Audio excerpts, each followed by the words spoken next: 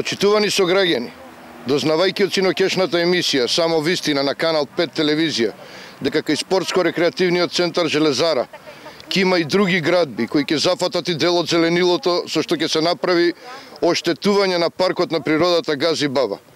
Ние, како членови на советничката група на ВМРО ДПМНЕ, како мнозинство во Советот на општина Гази Баба, остро реагираме и најавуваме дека таков план нема да поддржиме.